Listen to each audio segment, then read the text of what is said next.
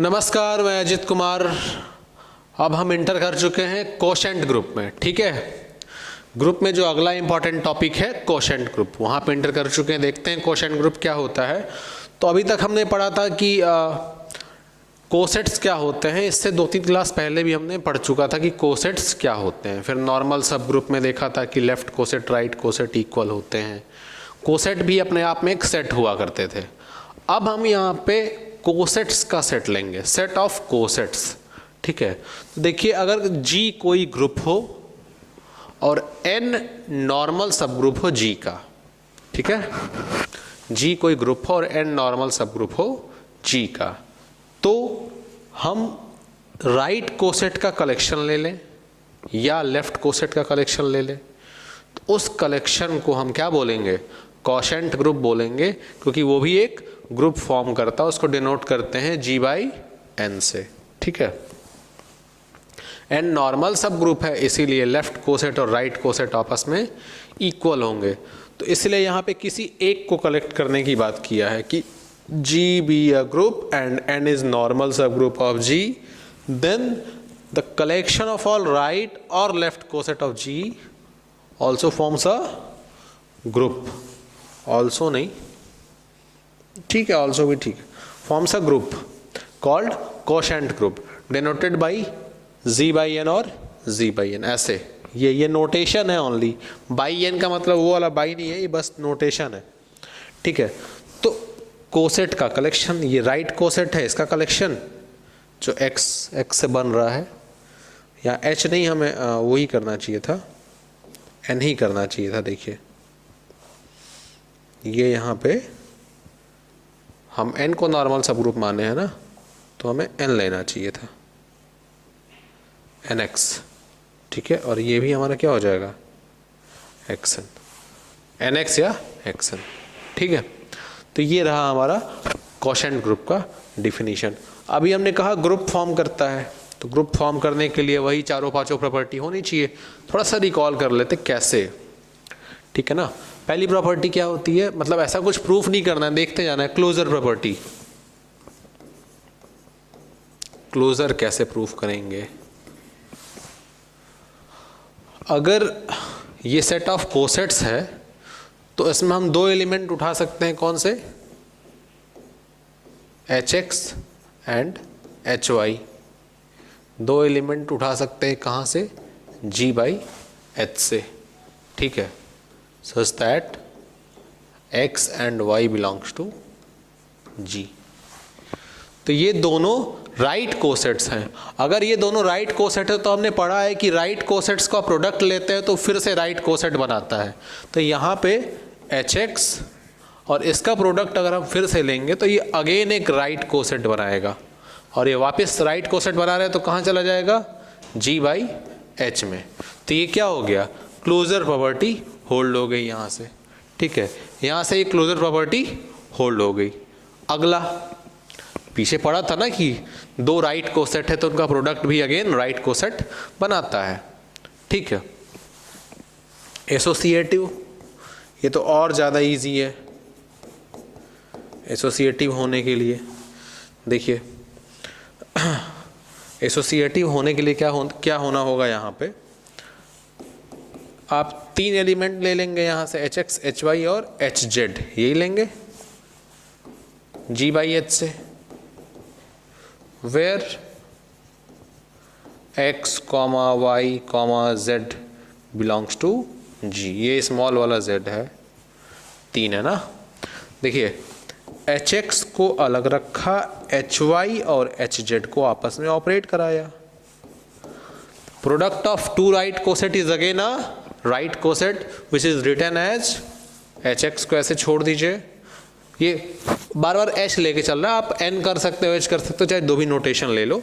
ठीक है, चेंज कर लेना, N चाहो तो N कर सकते हो। यहाँ पे Hx, यहाँ पे Hy Hz, तो ये Hyz हो जाएगा। ठीक है, Hyz हो जाएगा। अभी देखिए, Hx में Hyz का प्रोडक्ट लेंगे, ये भी राइट कोसेट, ये भी right coset, again this is right coset and written as XYZ। इसको आप देखो, इसको आप लिख सकते हो HXY और फिर से HZ। ब्रेक कर सकते हैं आराम से, ठीक है भाई। Product of two right coset is again a right coset, वही वाली बात तो है। और इसको फिर से ब्रेक कर सकते हैं, HX HY और ये HZ। तो ये देखिए ये यहाँ से चले थे और ये ऐसा, ये एसोसिएटिव ही हो गया। क्लोजर एसोसिएटिव, पहली प्रॉपर्टी होल्ड कर गई, दूसरी होल्ड कर गई। आइडेंटिटी की बात करते हैं, आइडेंटिटी इसमें क्या होगा, ठीक है। तो आइडेंटिटी जी में क्या होता था, ई होता था। E is identity of G, then right coset of H by E is HE। ये होगा E से बना हुआ राइट कोसेट क्या होगा, HE होगा। HE कहाँ हो जाएगा हमारा, G by H में। HE का मतलब क्या है, H के हर एक एलिमेंट पे आइडेंटिटी को ऑपरेट कराना, ठीक है। और H तो ऑलरेडी एक नॉर्मल सब ग्रुप था G का, H ऑलरेडी नॉर्मल सब ग्रुप था G का, मतलब सब ग्रुप था G का, ठीक है। मतलब सब ग्रुप अगर G का है तो G के ही एलिमेंट है सारे। तो आइडेंटिटी को ऑपरेट कराएंगे, अगर H के एलिमेंट पे आइडेंटिटी को ऑपरेट कराएंगे तो क्या फ़र्क पड़ेगा, H के एलिमेंट ही रह जाएंगे वो, ठीक है। मतलब ये H ही क्या बना देगा, ये वापस H बना देगा, ठीक है। ये क्या बना देगा, H बना देगा, ये बिलोंग्स टू, ठीक है, HE belongs to G by H। इसका मतलब ये क्या बना देगा, H, ठीक है। तो G by H की आइडेंटिटी है वो H हो जाती है। सो identity of G by H becomes H, okay. इसके बाद अगला हमारा टॉपिक प्रॉब्लम आता है इनवर्स, ठीक है। इनवर्स के केस में होता है कि अगर कोई भी एलिमेंट हमने A उठाया G से, let X belongs to G, then हमारे पास X इनवर्स भी होगा जो कि G में होगा। तो X से बना हुआ राइट कोसेट हमारे पास क्या होगा, XG होगा, सॉरी HX होगा, जो कि कहाँ G by H में होल्ड करेगा। अब HX अगर G by H में होल्ड किया तो इसका मतलब क्या है, अगर HX हमारा G by H में होल्ड कर गया तो HX इनवर्स भी क्या होगा, G by H में होल्ड करेगा। कैसे देखिए, अगर HX G by H में होल्ड कर गया तो इसका मतलब क्या होगा, HX अगर G by H में होल्ड कर गया तो यहाँ से HX इनवर्स भी क्या करेगा, G by H में होल्ड कर जाएगा, ठीक है। और इनवर्स क्या होगा, HX का इनवर्स क्या होगा, HX इनवर्स ही होगा, ठीक है। Here HX inverse equal to HX inverse. हर एलिमेंट का इनवर्स हमें आराम से मिलता जाएगा, ठीक, हर एलिमेंट का इनवर्स आराम से मिलता जाएगा। एक बात यहाँ पे ध्यान दीजिए, देखिए अगर कहीं HA इक्वल टू H हो जा रहा हो, ठीक है, कहीं भी फॉर, नोट कर लीजिए, for any A belongs to G if HA equal to H implies A belongs to H।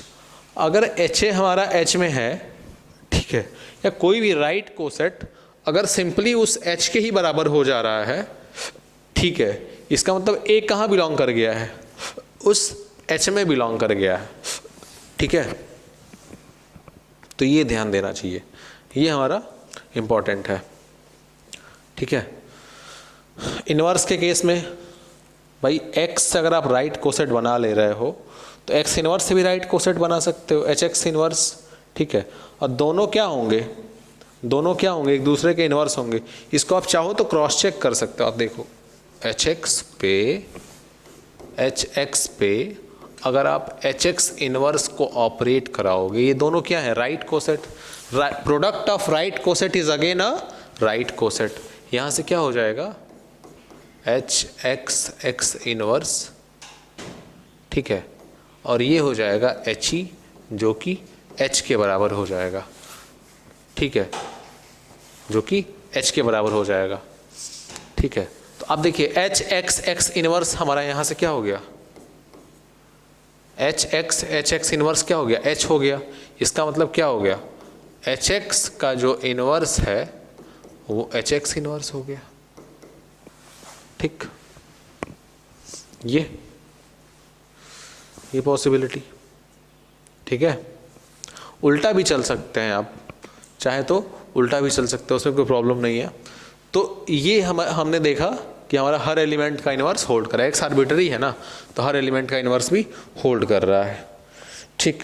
तो यहाँ से हमने पता कर लिया कि हमारा कोशेंट जो सेट है, सेट ऑफ कोसेट्स हैं, वो भी क्या फॉर्म कर रहा है, ग्रुप फॉर्म कर रहा है, ठीक है। चलिए, तो ये हो गया। नाउ इसी में एक पॉइंट और ऐड कर दें, if G is abelian,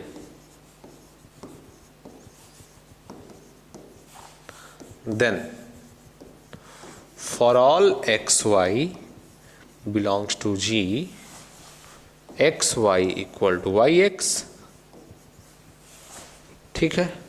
G एबिलियन होगा तो xy इक्वल टू yx, और एबिलियन ग्रुप का हर सब ग्रुप क्या होता है, नॉर्मल सब ग्रुप होता है। As we no,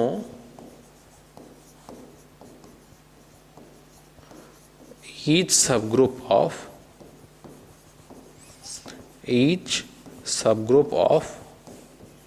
abelian group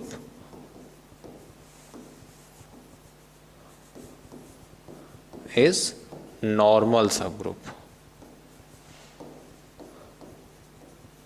क्यों होगा ऐसा, एबिलियन ग्रुप है तो हर एलिमेंट आपस में कम्यूट करेंगे, और नॉर्मल सब ग्रुप होने के लिए क्या होना चाहिए कि लेफ्ट कोसेट राइट कोसेट के इक्वल हो जाए, एच एक्स एच वाई के इक्वल हो जाए, मतलब एच एक्स एक्स एच के इक्वल हो जाए, लेफ्ट कोसेट राइट कोसेट के इक्वल हो जाए। तो अगर लेफ्ट कोसेट राइट कोसेट के इक्वल हो रहा है, इसका मतलब क्या है, दोनों सेट इक्वल है, इसका मतलब हर एलिमेंट आपस में कम्यूट कर रहा है। अगर टोटली ऐसा पॉसिबल है, हर एलिमेंट एक दूसरे से कम्यूट कर रहा है, हर एलिमेंट, तो फिर उसमें सारे कोसेट्स क्या हो जाएंगे, इक्वल ही हो जाएंगे, उसके सारे सबसेट्स क्या हो जाएंगे, उनसे बने हुए कोसेट्स आपस में इक्वल हो जाएंगे। तो यहाँ से उसका हर सब ग्रुप क्या हो जाता है, नॉर्मल सब ग्रुप हो जाता है। लेट H इज सब ग्रुप ऑफ G, H जो है G का सब ग्रुप है, तो ऑब्वियसली नॉर्मल सब ग्रुप है। Then H is normal to G, अगर H सब ग्रुप है तो क्या होगा, नॉर्मल सब ग्रुप होगा, और अगर नॉर्मल सब ग्रुप है तो G बाई H क्या होगा हमारा, डिफाइंड होगा। ये पक्का डिफाइंड होगा, क्यों, क्योंकि G बाई H होने के लिए एक ऐसा सब ग्रुप होना चाहिए G का जो कि नॉर्मल हो, तभी डिफाइंड होगा, और ये ऐसा है। Now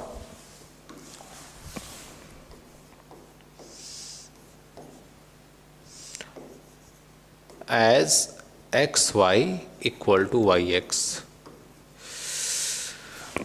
xy equal to yx, ठीक है। अगर xy yx के बराबर है तो h of hxy equal to hyx, ठीक है भाई। इससे कोसेट बनाया, xy से जब हम राइट कोसेट बनाएंगे तो उसे hxy ही तो लिखेंगे। a से राइट कोसेट बनाते थे तो ha ही तो लिखते थे, लेफ्ट बनाते तो एच लिखते थे, तो सिंपली वही एच एक्स वाई, और वाई एक्स से लेफ्ट कोसेट बनाया है तो सॉरी राइट कोसेट बनाया है तो एच वाई एक्स लिख दिया है, दोनों राइट कोसेट बनाया है एक्स वाई से और वाई एक्स से, ठीक है। तो यहाँ से देखिए एच एक्स, इसको प्रोडक्ट ऑफ राइट कोसेट्स में ब्रेक कर दिया, और ये क्या हो गया, एबिलियन। ये क्या हो गया, एबिलियन। कन्वर्सली आप देख सकते हो चाहो तो, H X into H Y, product of right coset is again a right coset. अगर और यहाँ पे एक्स वाई हमारा क्या था, वाई एक्स के बराबर हो जाएगा, एच वाई एक्स लिख लीजिए, चूंकि X Y equal to Y X, ये मोर अप्रोप्रिएट दिख रहा है ना, ज़्यादा क्लियर दिख रहा है ये, equal to H Y H X, ये यहाँ से एच एक्स एच वाई जो है वो एच वाई एच एक्स के प्रोडक्ट के बराबर है। तो यहाँ से ये दिख रहा है कि ये क्या हो गया, एबिलियन हो गया, ठीक है। हेंस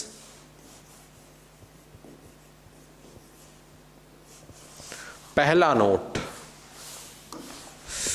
पहला इंपॉर्टेंट नोट है जो वो ये है, if G is abelian,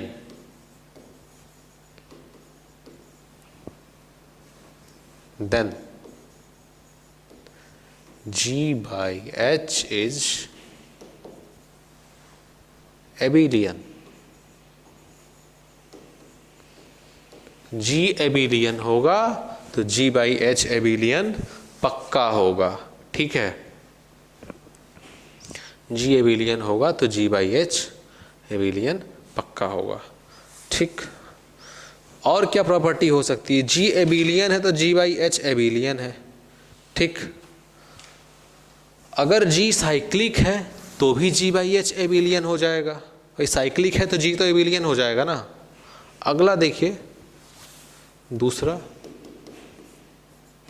if G is cyclic then, अब अगर साइक्लिक हुआ तो एबिलियन भी हो जाएगा, अगर एबिलियन हुआ तो ऊपर पहले वाले थ्योरम से then G by H is abelian हो जाएगा। तीसरा इसी में, if G by H is cyclic then, अब नहीं पता क्या होगा। अगर G by H साइक्लिक हो गया तो, ठीक है, सॉरी G साइक्लिक हो गया तो, G by H नहीं, if G is cyclic then G by H is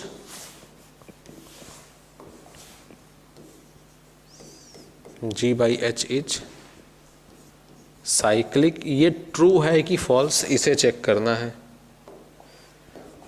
ये सही है या गलत है, दोनों में से क्या है। क्या G साइक्लिक होगा तो G by H साइक्लिक होगा, ये ठीक है।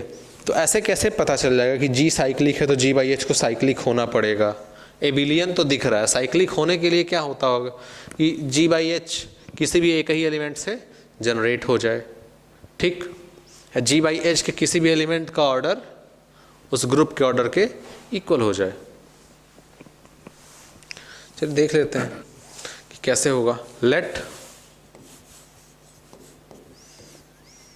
G is a group generated by A। अब इसका मतलब आपको क्लियर होना चाहिए ये क्या लिखा हुआ है, let G be a group generated by A। तो अगर कोई G कोई ग्रुप है जो कि A से जनरेट हो रहा है, इसका मतलब सिंपली क्या है, then each subgroup of G is normal, ठीक है। अगर G A से जनरेट हो रहा है तो G का हर एक सबग्रुप नॉर्मल होगा, क्यों, क्योंकि G साइक्लिक है और साइक्लिक सबग्रुप को एबिलियन होता है, और G एबिलियन हो रहा है तो एबिलियन ग्रुप का हर सबग्रुप क्या होता है, नॉर्मल होता है। तो ये ऑब्वियस है। अब इस थ्योरम को आपको अच्छे से दिमाग में बिठा लेना है, पहले भी प्रूफ कर चुके हैं इसको। तो ये नॉर्मल हो गया, देन हमारा कोशेंट ग्रुप डिफाइंड हो जाएगा ना। G ग्रुप हुआ करता था और N नॉर्मल सब ग्रुप हुआ करता था, तभी डिफाइन होता था, दोनों चीज़ें मिल गई। Then G by H is defined. G by H क्या हो गया, डिफाइन हो गया। अब जब डिफाइन हो गया तो इसे कोई एक एलिमेंट ले लेते हैं। Let Hx belongs to G by H for some x belongs to G। ठीक है, Hx क्या होगा, G by H का एक एलिमेंट होगा Hx, इस तरह Hy होगा, Hz होगा। तो G से कोई भी एक एलिमेंट उठाएंगे तो उसके लिए Hx क्या होगा, G by H में होगा। ठीक है, और x G में है also, as x belongs to G, then x is equal to a की पावर m।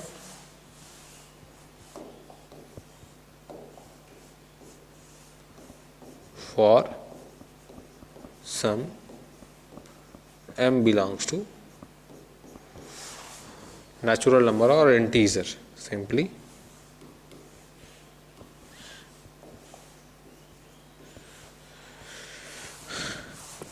G का हर एक एलिमेंट क्या होगा, A की किसी न किसी पावर में होगा। भाई G जब A से जनरेट हुआ है और हम कह रहे हैं कि X एक एलिमेंट है G का, ये तो X जो है A की किसी पावर में रहा होगा पक्का। ठीक है, तभी तो पॉसिबल है ना, कोई भी एलिमेंट उठाएंगे A की पावर में ही होगा। तो अब देखिए,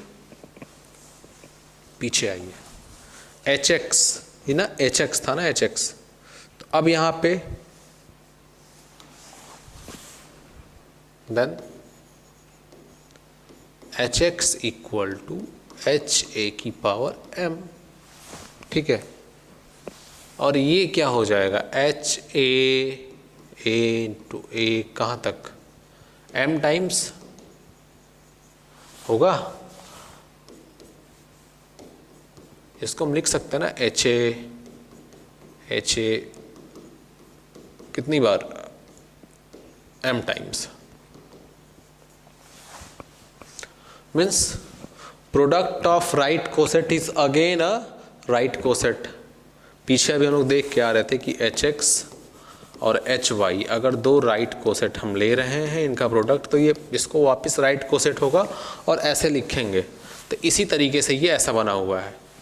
ठीक है, सिंस इसीलिए ऐसे लिखा गया है।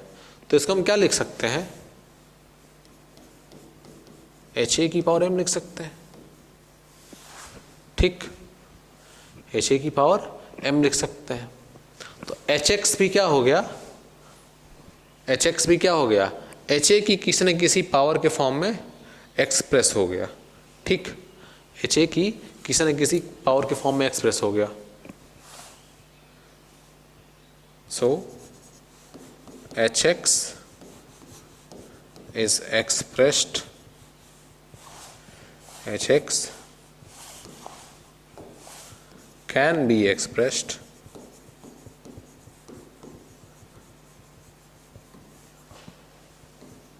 as some power of Hm, that is Hm is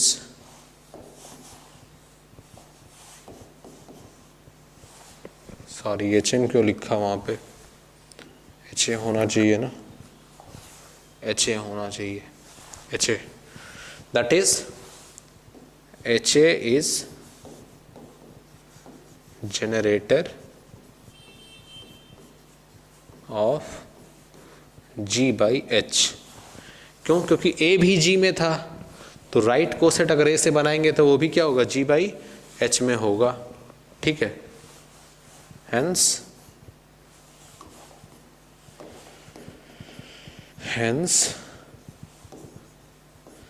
G by H is also cyclic and G by H को अगर डिनोट करना होगा तो हम कैसे लिखेंगे, ऐसे लिखेंगे। ठीक है, ये हो जाएगा, ये और ये। तो क्या था, अगर G साइक्लिक हो रहा था तो G by H भी साइक्लिक हो रहा था। ठीक है, G/H भी साइक्लिक हो रहा था, तो ये होगा, ये पक्का होगा। तो इसको काट देते हैं, इसको हटा देते हैं, आप इसे डायरेक्टली नोट कर सकते हो। तो हमारा सबसे पहला टास्क जो हुआ करता था यहाँ पे वो था ये देखना कि कोशेंट ग्रुप क्या होता है। कोशेंट ग्रुप क्या होता है, तो हमने देखा कि कोई भी ग्रुप लेते हैं G, उसका नॉर्मल सब ग्रुप लेते हैं N, तो G/N हमारा कोशेंट ग्रुप बनाता है। और उस कोशेंट ग्रुप में किस टाइप के एलिमेंट होते हैं, सेट टाइप के एलिमेंट होते हैं। वो कौन से सेट हैं, या तो राइट कोसेट या लेफ्ट कोसेट। चूंकि नॉर्मल सब ग्रुप है इसलिए दोनों बराबर होंगे, इसलिए हम केवल एक ही कलेक्शन लेके चलेंगे, या तो राइट कोसेट या लेफ्ट कोसेट। ठीक है, ऐसा देखा। फिर हमने देखा कि ये ग्रुप बनाता है, तो कैसे बनाता है देख चेक कर लेते हैं, बनाता है कि नहीं बनाता है। तो हमें पता है कि अगर दो राइट कोसेट लेंगे तो उसका प्रोडक्ट अगेन राइट कोसेट बनाएगा। तो इस तरह से वो क्या हो गया, क्लोजर हो गया। कौन से ऑपरेशन के रिस्पेक्ट में, सेट के प्रोडक्ट के ऑपरेशन के रिस्पेक्ट में। बाइनरी ऑपरेशन क्या होगा, प्रोडक्ट ऑफ अ सेट। ठीक है, तो क्लोजर हो गया। एसोसिएटिविटी 3 ठो लिया हमने एलिमेंट, HX, HY और HZ देखा, और वहीं पे product of 2 right coset is again a right coset. इसी प्रॉपर्टी को का यूज़ करते हुए हम आगे बढ़े और फिर उसको एक्सपेंड करके ब्रेक कर दिया, तो यहाँ एसोसिएटिविटी मिल गई। आइडेंटिटी के केस में E जो है हमारा G का आइडेंटिटी है, तो E से बना हुआ राइट कोसेट देख लिया हमने, E से बना हुआ राइट कोसेट HE, ये भी G/H में जाएगा, और HE हो जाएगा H में, तो ये भी आइडेंटिटी हो जाएगा। E हमारा आइडेंटिटी G का, तो E से बना हुआ राइट कोसेट आइडेंटिटी G/H का, तो ये हो गया। इनवर्स के केस में अगर X G का एलिमेंट है तो X इनवर्स भी G में आएगा। ठीक है, तो इनवर्स के केस में सिंपली ये होता है कि HX अगर G/H का एलिमेंट है, HX अगर G/H का एलिमेंट है, तो HX इनवर्स भी G/H का एलिमेंट होगा, उसी को इनवर्स बोलेंगे। देखिए HX और HX इनवर्स, आगे हमने इसको किया भी है। इन दोनों का प्रोडक्ट लिया, राइट कोसेट का प्रोडक्ट अगेन राइट कोसेट, ये HE बनाता है और H के बराबर है। मीन्स ये 2 एलिमेंट थे G/H के, ये 2 एलिमेंट थे कहाँ के, G/H के। ठीक, और इनका प्रोडक्ट आ गया क्या, this is identity of G/H। ये भी कहाँ चला गया, G/H का एलिमेंट। तो दोनों का प्रोडक्ट आइडेंटिटी आ गया, तो इसका इनवर्स ये, इसका इनवर्स ये। मीन्स HX का इनवर्स लेंगे तो ये इस फॉर्मेट में आएगा, और ये नोट कर लेना है, हमेशा काम करेगा। तो इस तरह ये ग्रुप बनाता है। जब अब ग्रुप बना लिया तो हमने कह दिया ठीक है ग्रुप बना लिया, अगर G को एबिलियन कर दो तब देखो क्या होता है। तो जैसे ही G को एबिलियन किया हमने देखा कि G/H भी क्या हो गया, एबिलियन हो गया। ठीक, यहाँ से कन्वर्स भी देख लिया, ये बल्कि ज़्यादा अप्रोप्रिएट फॉर्म है। ठीक है, फिर इसके बाद इस प्रॉपर्टी को नोट किया कि G एबिलियन तो G/H एबिलियन, G cyclic means G एबिलियन तो G/H एबिलियन, दूसरी भी नोट कर गए। तीसरी, G साइक्लिक है तो G/H साइक्लिक होगा कि नहीं, ऑब्वियसली साइक्लिक होगा। अब इस प्रॉपर्टी को देखने के बाद इन दोनों का कोई ज़रूरत नहीं रह जाता, आपको ये दिमाग में रखना है अगर G साइक्लिक है तो G/H साइक्लिक होगा पक्का। ठीक है, कन्वर्स पे अभी नहीं जा रहे हैं हम, इधर से लेफ्ट टू राइट जा रहे हैं। अगर G साइक्लिक है तो G/H साइक्लिक होगा। चलिए, तो ये हो गया। आगे कुछ एक क्वेश्चन, जैसे ये एक क्वेश्चन हो गया हमारा, ये हमारा ग्रुप है, ये हमारा ग्रुप है, एबिलियन ग्रुप है, ऑब्वियसली एबिलियन ग्रुप है। इट इज, ये एबिलियन होगा तो इसका सब ग्रुप क्या होगा, नॉर्मल सब ग्रुप होगा। तो इसका सब ग्रुप ले लेते हैं 3Z प्लस ये क्या होगा, सब ग्रुप ऑफ Z प्लस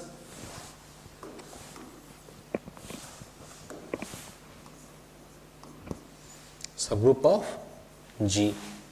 ठीक है, इसे कर लो आप एग्जाम्पल। एग्जाम्पल देख लो। तो सब ग्रुप ऑफ जी, तो जी बाई एच डिफाइन होगा इसमें। Here H is normal to G, क्यों? क्योंकि जी क्या है? एबिलियन है। इंटीजर का सेट कम्यूटेटिव प्रॉपर्टी फॉलो करता है प्लस के रिस्पेक्ट में हमेशा, तो प्लस के रिस्पेक्ट में एबिलियन ग्रुप बनाएगा, और एबिलियन बनाएगा तो हर सब ग्रुप उसका नॉर्मल सब ग्रुप होगा। अगर ऐसा है देन जी बाई एच क्या होगा? वो डिफाइंड होगा हमेशा। अगर डिफाइंड हो गया तो अब बताओ आप, यहां 3z लिखा हुआ है, कितने एलिमेंट होंगे? जी बाई एच में कितने एलिमेंट होंगे? या यूं कहें कि find order of G by H, ये बताना है कितने एलिमेंट होंगे।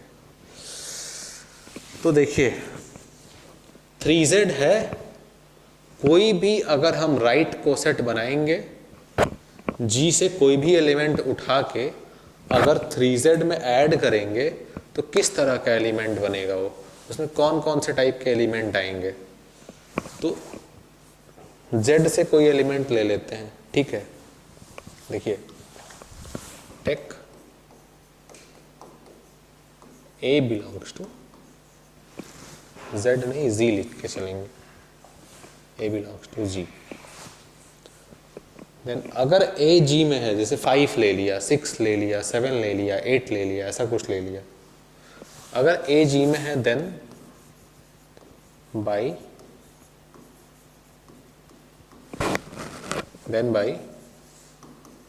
डिवीजन एल्गोरिथम हम क्या कर सकते हैं? a को अगर हम 3 से डिवाइड करेंगे, a को 3 से डिवाइड करेंगे तो कुछ रिमाइंडर बचेगा और कुछ कोशेंट में जाएगा। यही होता है ना, अगर a 3 से बड़ा रहा तो ये होगा, और 3 से छोटा रहा तो रिमाइंडर नहीं बचेगा, वही का वही एलिमेंट आ जाएगा। 3 से छोटा मीन्स 0, 1 या 2, ठीक है।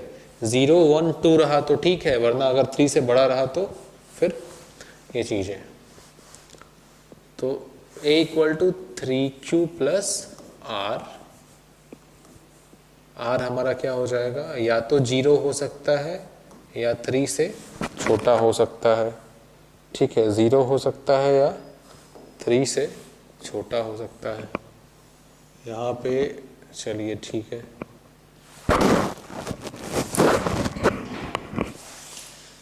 तो इसे आप अभी हटा लो, ये ऐसा हो सकता है ना, a equal to 3q plus r। अब ये देखिए 3q प्लस r, 3q कहाँ का एलिमेंट होगा? 3 के मल्टीपल्स किस में हैं? h में है ना। 3 के सारे मल्टीपल h में है या n में है, चाहे जो कहो आप। 3 के सारे मल्टीपल n में है। अब देखो यहाँ से n लिया था या h लिया था? क्या लिया था? h लिया था ना, हाँ। तो अब जरा आप राइट कोसेट बनाइए। राइट कोसेट बनाते समय बताया था ना, ऑपरेशन कौन सा है वो ध्यान देना है। ऑपरेशन कौन सा लेंगे? जो ग्रुप में लगा होगा। अभी ग्रुप में ऑपरेशन कौन सा लगा था? एडिशन का। तो राइट कोसेट बनाएंगे हम किसी भी एलिमेंट से, तो कैसे बनाएंगे? ऐड करके, एडिशन के ऑपरेशन से। उस सेट के हर एलिमेंट में जी के किसी एक एलिमेंट को ऐड करके बनाते हैं। दिस इज h प्लस ए। अगर ऐसा लिखेंगे तो क्या होगा? ये h plus 3q plus r। ये भी कहाँ का? ये 3q कहाँ का एलिमेंट हो सकता है? h का ही हो सकता है। h में तो 3 के मल्टीपल है और ये भी 3 का मल्टीपल, तो ये सारा का सारा कहाँ चला आएगा?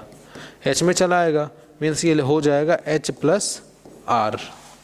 h plus A equal to h plus r, where r क्या होगा? 3 से छोटा होगा, 3 से छोटा होगा और 0 से बड़ा होगा। 0, 1, 2 ही तो हो सकता है ना। रिमाइंडर क्या बचेगा? 0 बचेगा या तो 1 बचेगा या 2 बचेगा, यही पॉसिबल है। रिमाइंडर 0 कब होगा? 3 में a को डिवाइड करेंगे रिमाइंडर 0, 3 को a से a में डिवाइड करेंगे रिमाइंडर 0 कब होगा? एक ही पॉसिबिलिटी है, या तो ये 3 का मल्टीपल आ जाए या 3 से छोटा रहे, 0 1 2, बड़ा रहेगा तो रिमाइंडर आएगा। ठीक है, तो रिमाइंडर 0, तो पॉसिबिलिटी क्या है? देन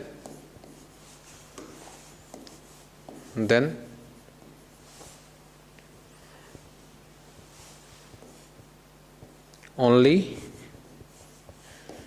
3 possibilities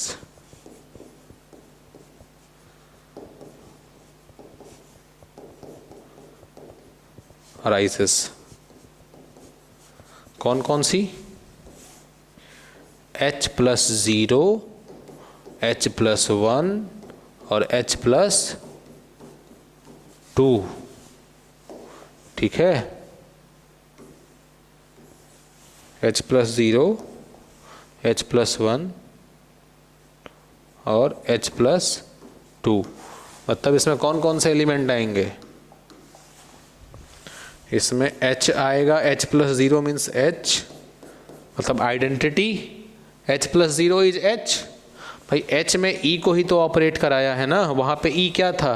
0 था, और कैसे ऑपरेट कराना था? प्लस करके, तो प्लस किया तो h, h प्लस 1 और h प्लस 2, यही 3 एलिमेंट आएंगे। ठीक है, तो यहाँ order of g by h क्या हो जाएगा? 3 हो जाएगा। देखो ग्रुप का ऑर्डर इनफाइनाइट था, लेकिन इसके सब ग्रुप का ऑर्डर, इसके कोशेंट ग्रुप का ऑर्डर फाइनाइट आ गया। ये बहुत इंपॉर्टेंट फैक्ट है। g यहाँ पे आप देख सकते हो, order of g equal to infinite, infinite.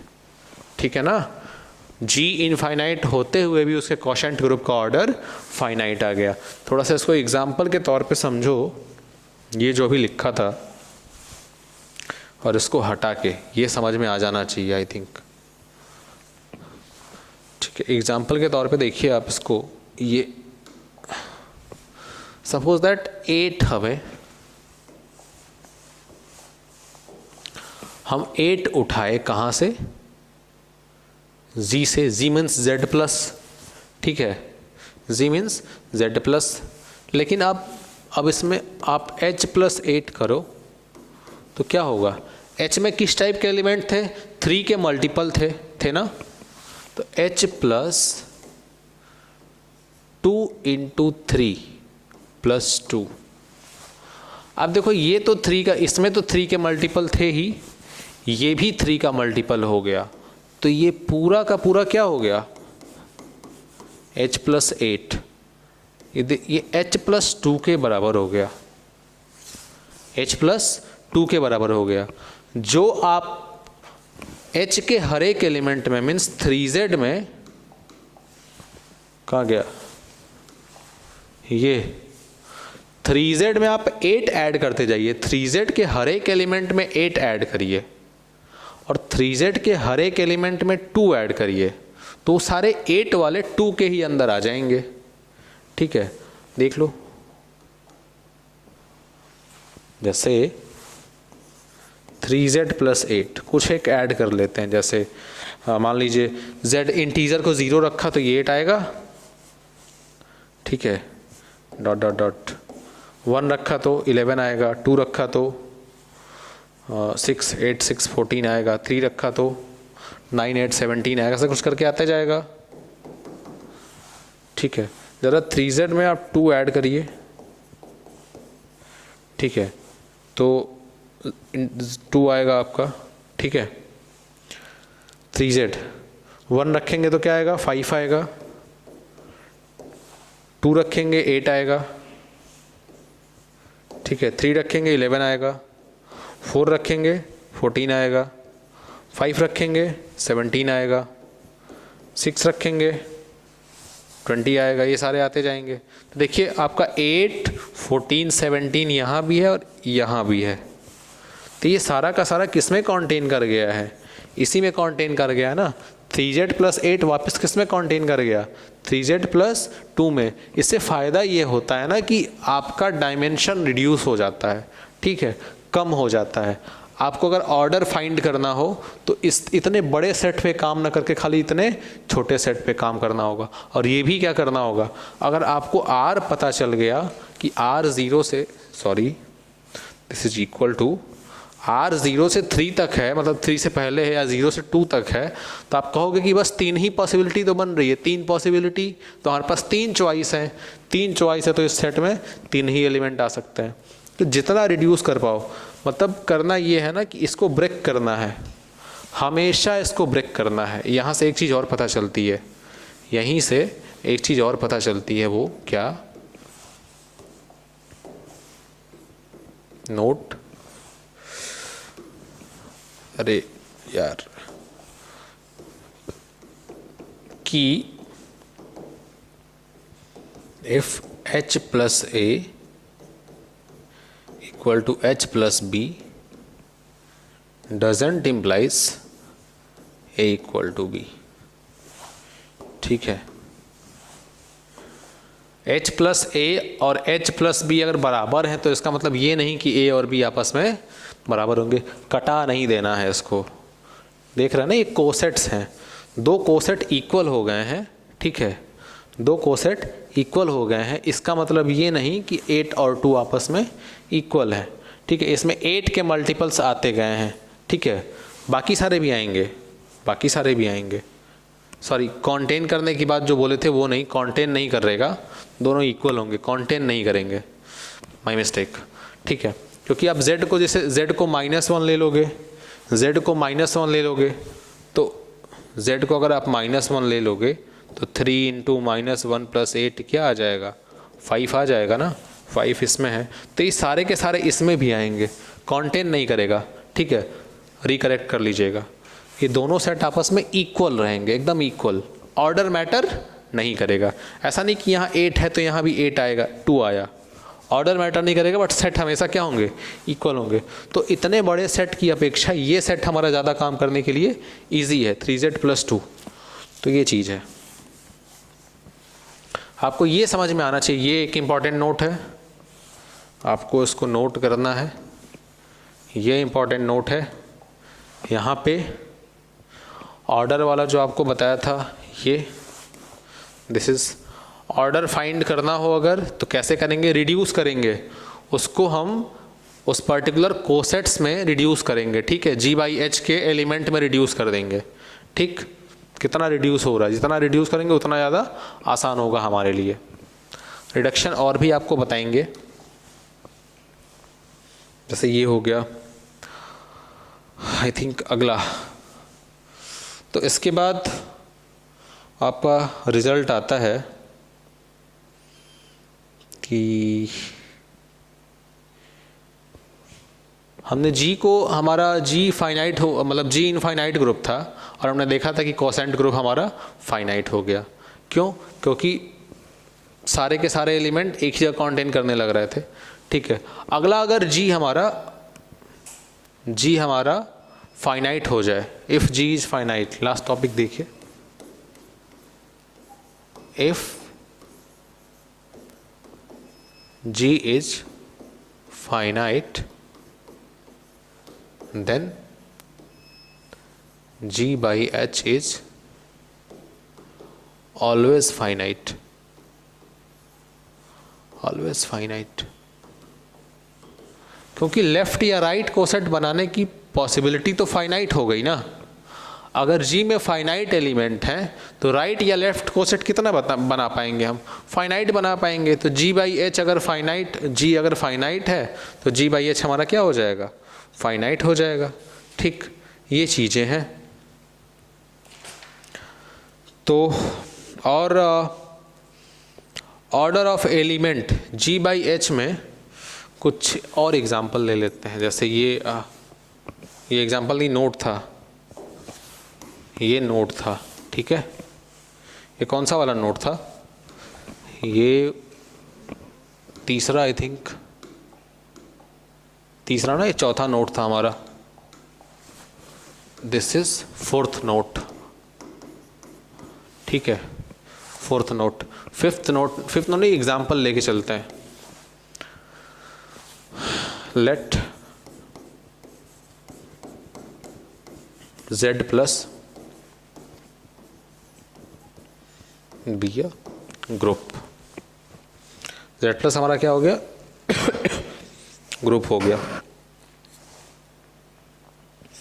Then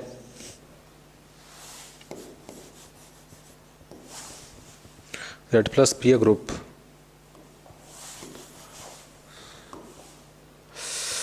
और कोई सब ग्रुप इसका ले लें एंड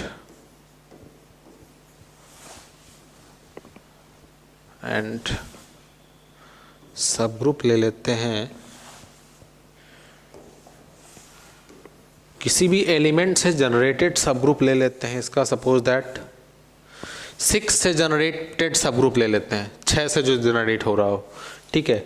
तो Z प्लस हमारा ग्रुप है, ठीक है, Z प्लस हमारा ग्रुप है और ये साइक्लिक है क्योंकि सारे के सारे एलिमेंट 1 से जनरेट हो जाएंगे और -1 से भी जनरेट हो जाएंगे। This is infinite cyclic group having 2 generators 1 and -1। इसका एक सब ग्रुप, मतलब इनफाइनाइट साइक्लिक ग्रुप है तो इसका सब ग्रुप तो फाइनाइट ले ही सकते हैं, तो इसका एक फाइनाइट सब ग्रुप लेते हैं जो 6 से जनरेट हो रहा हो। तो 6 से जनरेट का मतलब हर एलिमेंट क्या होगा? 6 के पावर में होगा या 6 के पावर में होगा। पावर का मतलब 6 प्लस एक तो 0 होगा, फिर 6 plus 6, 6 plus 6 plus 6, 6 plus 6 plus 6, 3 times 4 times 5 times ऐसे करते हुए। तो एक हम सब ग्रुप ले लेते हैं फाइनाइट सब ग्रुप, आइडेंटिटी 6 एंड 12, बस इतना ही है। 6 से जनरेट होगा ना, ये पॉसिबल है, ठीक है। ये नॉर्मल होगा क्योंकि ये एबिलियन है तो इसका हर सब ग्रुप नॉर्मल होगा। Here 6 is normal to Z, abelian group है ना तो नॉर्मल होगा। देन क्या होगा? ये हमारा क्या डिफाइंड होगा। अब अगर ये डिफाइंड हो गया तो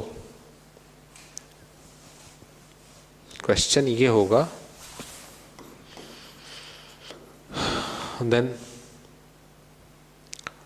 इसमें इसमें कितने होंगे एलिमेंट? Z/6, इसमें किस टाइप के एलिमेंट आएंगे? Z का कोई भी एलिमेंट उठाते जाइए आप और यहाँ पे बनाते जाइए। Z का कोई भी एलिमेंट उठाइए और यहाँ पे बनाते जाइए, ठीक है। तो इसमें पूछा है इसने कि फाइंड, क्वेश्चन हमारा ये था, फाइंड ऑर्डर ऑफ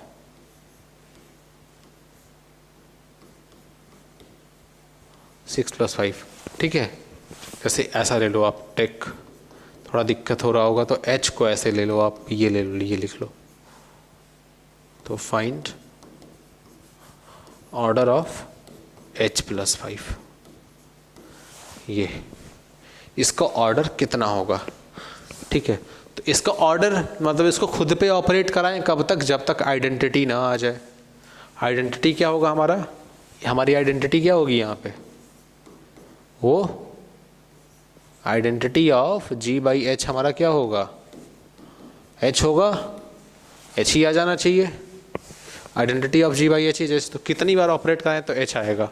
तो देखिए H प्लस 5 को अगर हम H प्लस 5 पे ऐड ऑपरेट कराएंगे, ठीक है, 2 राइट कोसेट को ऑपरेट कराएंगे तो अगेन एक राइट कोसेट बनेगा। और कैसे बनेगा? ऐसा बनेगा H plus 5 plus 5, this is H plus 10।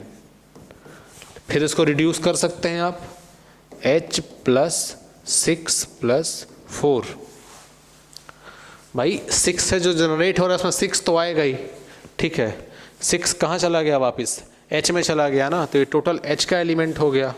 तो ये किसके बराबर आ गया? H प्लस 4 के बराबर आ गया, ठीक है। ये वापस H में चला गया था। ऐसे ही आप H प्लस 5 को 3 बार ऑपरेट कराओ,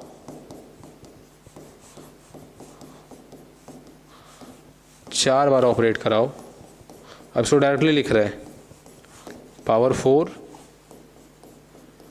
पावर 5 एंड यहीं पे सॉरी, यहीं पे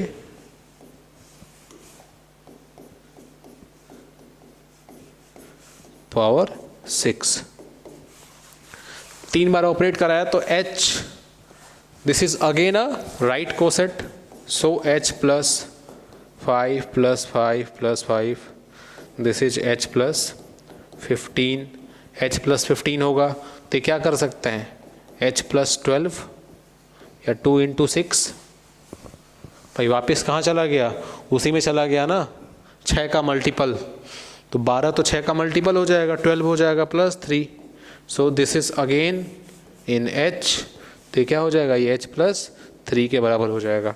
ऐसा ही h प्लस ये करेंगे तो किसके बराबर हो जाएगा, करिएगा h प्लस 2 के बराबर आ जाएगा, ये h प्लस 1 के बराबर आ जाएगा। इसको आप करके देखो, ये पूरा का पूरा h आ जाएगा, h प्लस 30, फाइनली ये ऐड होके h प्लस 30 हो जाएगा, और 30 अगेन 6 का मल्टीपल है, मतलब पूरा का पूरा क्या बन गया, h ही बन गया। ठीक है, h प्लस 5 की पावर 6, ये ऐसा बन जाएगा h प्लस 30, और h प्लस 30 जो है हमारा ये क्या बन जाता है, पूरा का पूरा h, क्योंकि 30 भी तो हमारा 6 में चला गया ना, तो ये पूरा किस में चला गया, h में ही तो चला गया ना, पूरा का पूरा h में, तो ये आइडेंटिटी दे दिया, आइडेंटिटी। अब ये आइडेंटिटी आ गया, इसका मतलब क्या हो गया, order of h plus 5 is equal to क्या होगा, 6 हो जाएगा। तो ऐसे हमें निकालना है ऑर्डर। ठीक, ये हमारा तरीका है ऑर्डर निकालने का। फॉर्मूले तो बाद में आते हैं, ये हमारे कॉन्सेप्ट्स हैं। अब इसके बाद एक क्वेश्चन और बचता है, जो सबसे पहला पार्ट था, वो ये था कि if G is एबिलियन,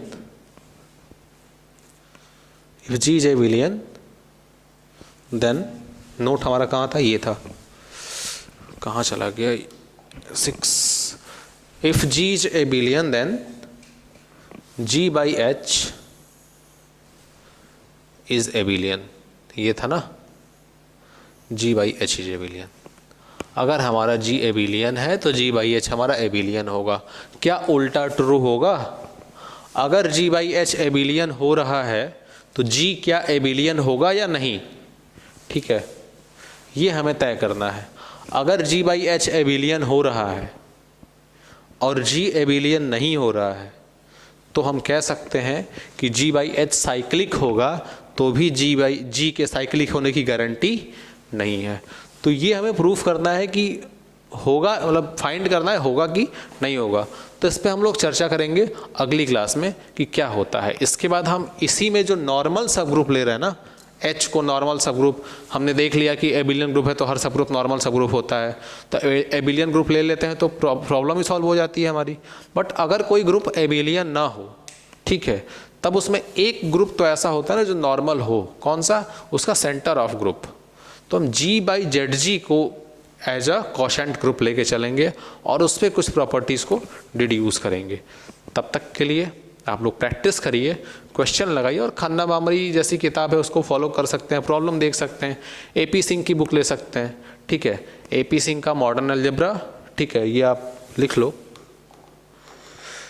13th AP Singh, ये बहुत महान राइटर है। UGC CSIR net jam and CUET MSc, इन सब के लिए ये महाराज बहुत बेहतरीन है। आप AP सिंह की बुक ले सकते हो, अलग अलग वॉल्यूम में बुक्स मिलती हैं, ठीक है, इनको भी फॉलो करो। बट इनको फॉलो करेंगे तो इसमें केवल रिजल्ट्स लिखे हैं, उसमें क्वेश्चन दिए हैं, result and question, result and question. तो ये प्रैक्टिस के लिए, फॉर प्रैक्टिस। बट खाली प्रैक्टिस से काम नहीं चलने वाला, बुक भी हमें साथ में चाहिए, कॉन्सेप्ट अगर हमें चाहिए तो हमने बोला था कि H भांबरी, ठीक है, खन्ना भांबरी, ठीक है, ये दोनों आपको साथ में लेके बैठना होगा, इसको पढ़ना होगा, फिर इससे क्वेश्चन करना होगा, इससे भी क्वेश्चन, इससे भी क्वेश्चन, तो मल्टीपल डायमेंशन में आपको वर्क करना होगा और होगा, इससे बेहतरीन रिजल्ट्स मिलेंगे। मिलते हैं हम लोग अगली क्लास में, तब तक के लिए धन्यवाद।